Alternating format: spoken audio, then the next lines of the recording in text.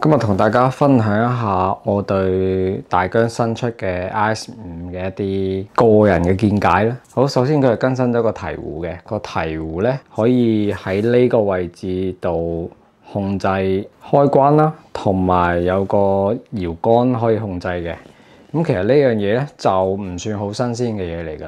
喺 IS2嘅時候咧，其實鐵頭已經出咗㗎啦，只不過佢依家就自己喺配套嘅時候出賣咁樣咯。咁但係不得不說，喺呢度有個操控桿咧，係低拍嘅時候係舒服好多嘅。咁並唔係一啲好新奇或者好突破嘅嘢嚟嘅。第二樣咧就係佢個腳架，腳架咧佢係依家整咗嘅係一下嘅話就三個一齊開合噶啦，使用上面好似好方便咁樣咯。咁但係大疆嘅三腳架佢嘅核心問題咧，就係用得耐嘅時候個腳架會鬆啊。當你條條揈嘅時候，咁佢又冇啲螺絲啊可以調整嘅話咧，就變咗長期一條條揈啦。咁倒不如你整一個有螺絲可以調整鬆緊嘅，佢某一隻腳條條揈嘅時候咧，我都仲可以擰翻緊，可以繼續使用。如果唔係嘅話，我使用落去會好尷尬嘅。我又唔知買唔買第二啲腳好，咁佢又冇問題喎，可以使用嘅喎。咁仲有一個更新咧，就係佢啲鎖軸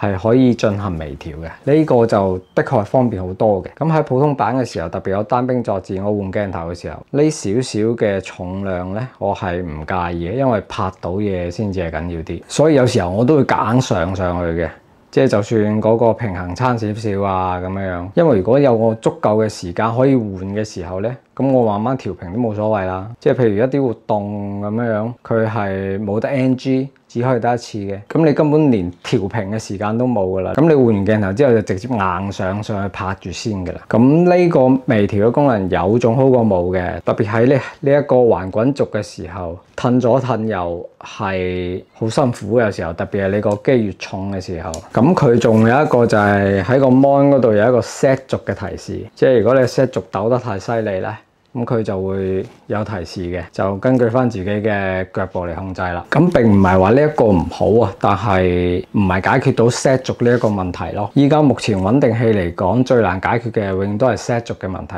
因為 set 軸嘅話，基本上你都要用彈簧嘅機械臂先至可以減到。咁如果係咁嘅話，倒不如你研發一個配件，譬如可以攬喺腰度嘅，跟住有一個小嘅彈簧臂彈上嚟，咁起碼我可以托住，一嚟可以減輕我嘅 set 軸嘅抖動，我又可以單兵作戰長時間用穩定器嘅時候唔使咁辛苦，因為有彈簧臂幫我頂住嘅力度。因為其實單兵作戰嘅話，上嘅配重唔會好重嘅啫嘛。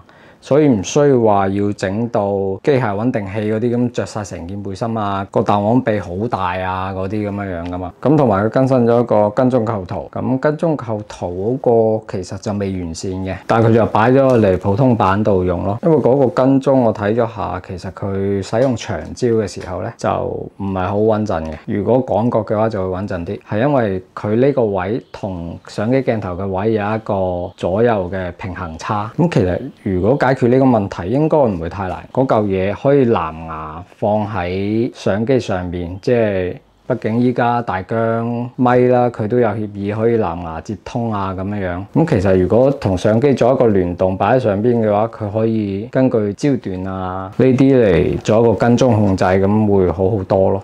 又或者喺個化妝板前邊裝，即係起碼同個鏡頭係同一個視覺嘅。咁你嘅電子運算方面咧，唔使咁吃力。理論上邊講咧，就會精準好多嘅。咁今次 IS5嘅更新咧，我個人感覺麻麻地嘅啫，冇話一啲哇一出嚟就好驚喜嘅新功能。基本上全部就係一啲以前已經有嘅嘢，喺普通版未有，就掉晒上去咁樣咯。即係如果可以跟上一樣比較哇一聲嘅嘢咧，我希望係可以點樣消除 set 軸嘅抖動。畢竟有時候運起上嚟，自己有時候唔注意嘅話，個 set 軸都會有少少喐嘅。咁希望可以大疆喺 set 軸呢方面可以發多啲力啦。好，今日嘅分享就喺度，得閒再吹水。